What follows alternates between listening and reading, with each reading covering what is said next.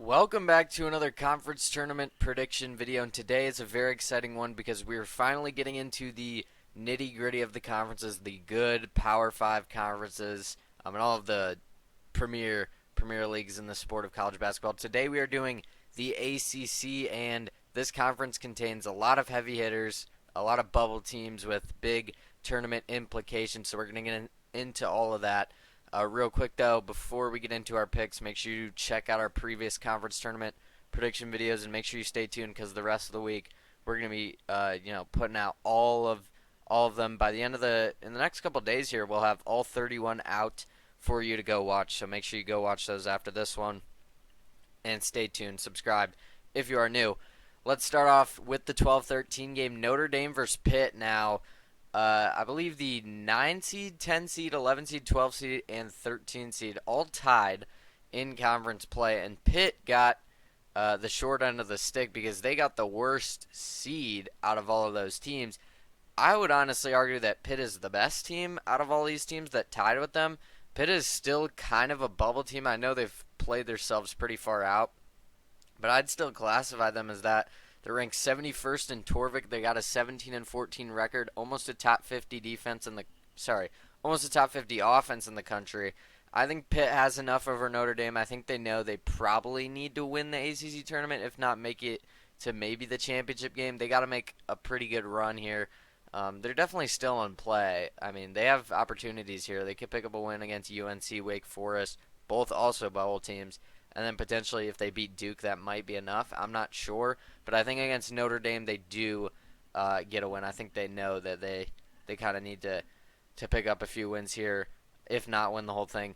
Virginia Tech versus Cal. Now, both of these teams definitely need to win the entire conference if they want to get in. Surprisingly, Virginia Tech, actually the lowest ranked team in KenPom and Torvik that made this conference tournament that qualified. 3 teams didn't. Those teams were Boston College, Miami, and NC State. 15 of the 18 get in the tournament. Virginia Tech is at the bottom of both predictive metrics, KenPom, Torvik. Cal, a little bit ahead of them, not too far, but they got a close to a top 100 offense. I actually like Cal. I think they can get the 15-10 upset. I don't really see much to get excited about for Virginia Tech, so I'll take Cal, I guess. To pull a little upset there. Florida State versus Syracuse. Syracuse is, always a scary team to play in the ACC. You can never count them out, I want to say. But this year, definitely a down year.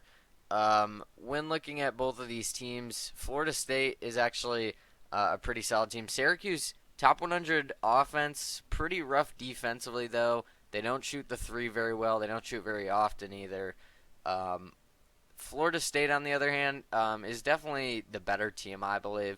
They got a pretty strong defense that I think can match Syracuse offense, and then their offense is just much better than Syracuse's defense. They also don't shoot the 3 very much, but I like their pace. I think they just kind of counter everything Syracuse has. I think they get through. Then in the 8-9 game, Georgia Tech versus Virginia. This game I could really see going either way. I don't think Georgia Tech's a bad team. They've beaten some pretty good teams in this conference this season. They were actually Clemson's most recent loss. They have, been an interesting team, to say the least. They beat Pitt. They beat Louisville. I mean, this team, I feel like they play the good teams in this conference very good. In the season series against Virginia, they only played one time. Virginia won by 14 points. I will go ahead and take Virginia. I mean, no more Tony Bennett. They're not really a typical Virginia team. They're actually better offensively. They still play at a very slow pace, one of the slowest paces in the country. Bottom 5, I believe, or bottom 3 actually. Wow. Extremely slow pace. They're just like a 4 spots ahead of Georgia Tech and Torvik, and kind of the same thing, KenPom side of things. I just think Virginia is overall the more well-rounded team.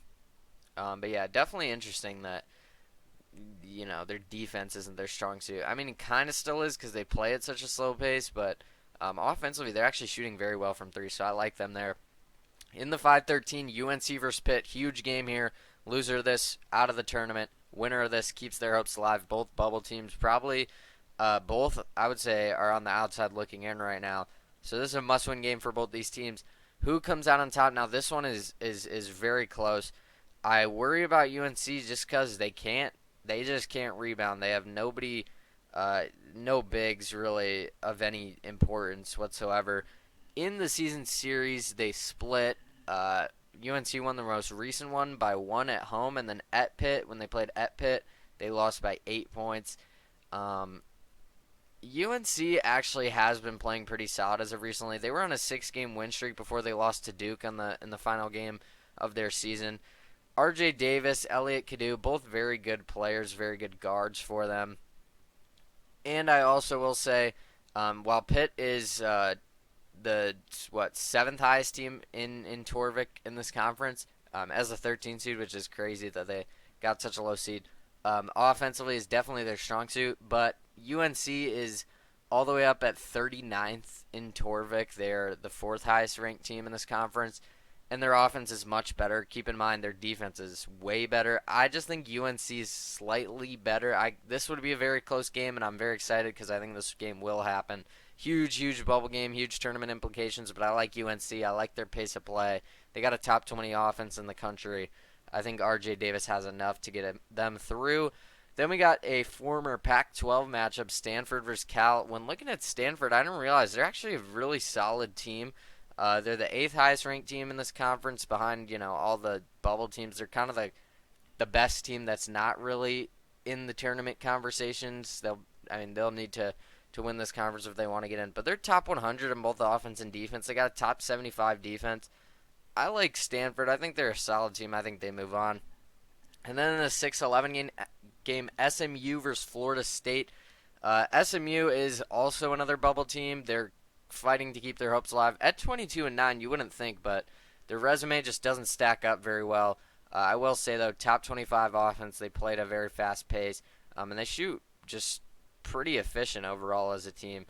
So I'll take SMU over Florida State in this one. I feel like it's a little bit chalky, but I don't know, man. The ACC is just really top heavy this year. At least, that's just the truth. Speaking of top heavy, the number 1 seed Duke is maybe the best team in the country. Against Virginia in the first round, I don't see a world where they lose this early. I got to take them here. I just think, they're the number 1 team in KenPom and Torvik. In KenPom, by the way, they're like almost at a plus 40 net rating, which is absolutely insane. That's the highest I think I've ever seen. That is crazy. And that's just, they're top 5 in offense and defense. It's really that simple. They're just dominant. So I like Duke pretty clearly over Virginia. Wake Forest versus UNC. This game is maybe, I would say even bigger than the UNC Pitt game. I said that was a bubble game. This is a really real bubble game. These two teams are probably both on like the next 4 out to the next 4 out. Or sorry, I meant to say they're in the first 4 out to the next 4 out. These two teams are on the wrong side of the bubble. I think maybe, depending on how they play against Duke, if whoever wins this game has a good shot at getting in. Let's look at the matchup here because UNC has been playing very good recently. Wake Forest, kind of the opposite. It feels like they can't find a win. In the season series, Wake Forest won the only game they played by 1 point. I think these are two very evenly matched teams. I think Hunter Salas for Wake Forest and R.J. Davis are both phenomenal guards. Wake Forest ranks 70th in Torvik. They have a really strong defense, top 40, but they're one of the worst three-point shooting teams in the country. I just worry, can they keep up with UNC's offense? I don't think so. I think UNC gets to the semifinals, and I think they have, with this one, I think they maybe have just about put themselves into the first 4 discussion. Maybe. It depends on what other teams, but I think if they get here, there's a good chance they do get in. Louisville versus Stanford. Again, I like Stanford. I think they're a solid team. I actually could see Stanford making some noise here. But against Louisville, by the way, has won 19 of their last 20. Nobody's talking about them. Louisville is 25-6 on the season. They have a top 25 offense and a top 15 defense. This Louisville team is very, very good. They're 19th in Torvik in the country. I feel like I don't hear anything about them. Chucky Hepburn's been amazing for them. I like Louisville. And then in this game, 3-6, I thought about this one a lot. Clemson is a team that I actually do really like. They're ranked 10th in the AP poll right now. I feel like Clemson and Louisville, nobody's talking about them. They're both top 15 in the country right now in terms of the AP poll. I know that doesn't mean much this time of year. But Clemson also has won like 14 of their last 15 games. Clemson has been red hot as well. The only game they lost in that stretch was by 3. And they have a win against Duke in that stretch. They have a win over Pitt. They have a win over UNC, over SMU. Now, these two teams only played once in the regular season. Clemson won by 10 on the road. I feel like Clemson just has a bit too much. Chase Hunter's a great guard for them. SMU's offense is really good, and I think they can hang with Clemson. But I just think defensively, Clemson is just miles better than SMU is. They do play at a slow pace, so I worry if SMU can get some turnovers and speed up the pace of play, they could have a chance here. I could actually see SMU winning this game.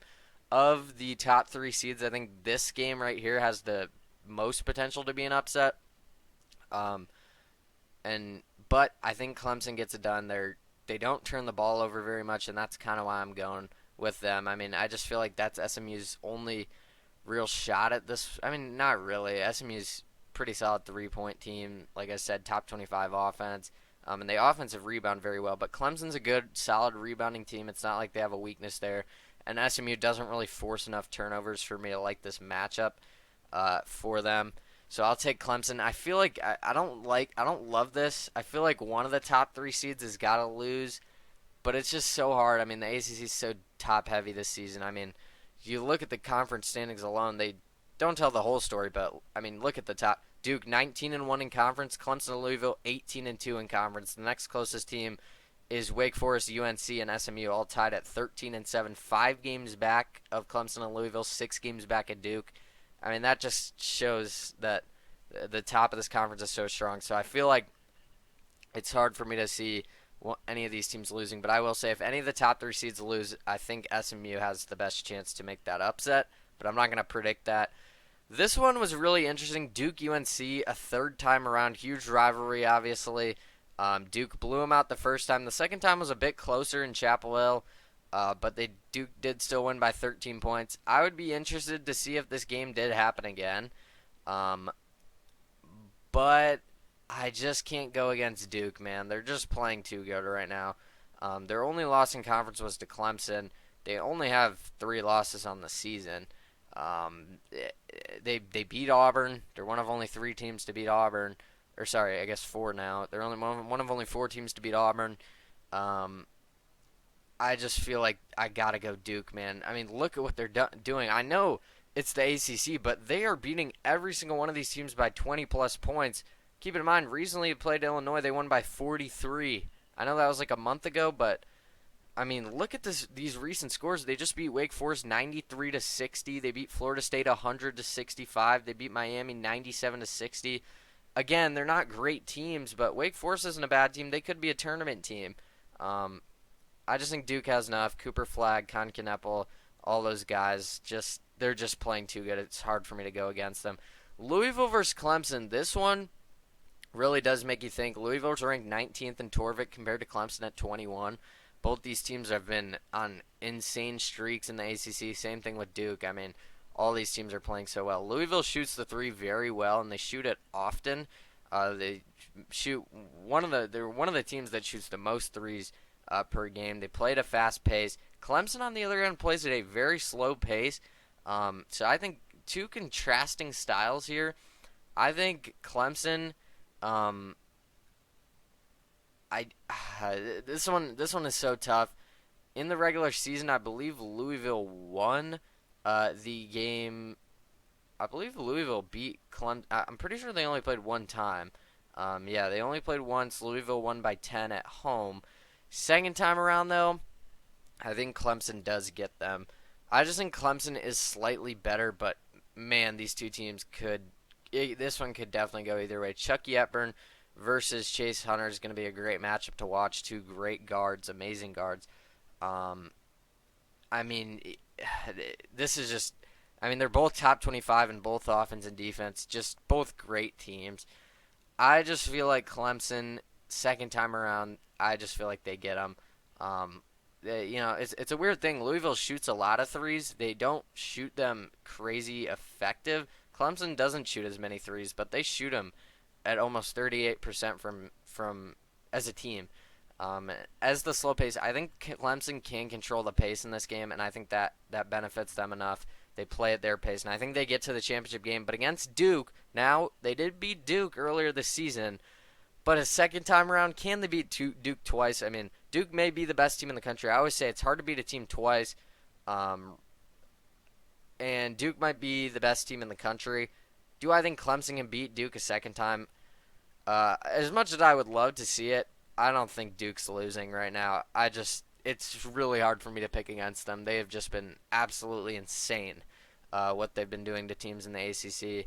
They're second in offense and fourth in defense in the country right now. I mean, you look at their Torvik, and it is just literally all green. I mean, there's really not a flaw. The only flaw I can think of is experience. And you could argue Clemson, Louisville have a little bit more experience, but, I mean, in the ACC tournament, I'm not too worried about that. We'll get to that come March Madness, but I think Duke wins the ACC and potentially maybe the number one overall seed. We will see. But that is going to do it for the ACC Conference Tournament predictions. Hope you guys enjoyed this one. If you did, make sure you get on there, leave a like, subscribe if you are new. We do college basketball, college football, NFL, NBA, and MLB. So if any of that interests you, subscribe. Turn on the noties because we later, a couple days down the line, we'll have all 31 Conference Tournament prediction videos out. We're posting like 4 times a day right now. It's crazy, crazy time to be a part of the channel. Go down there, subscribe. We're trying at 1,000 by the end of the year. But with all that being said, that is going to do it. And thank you so much for watching this one.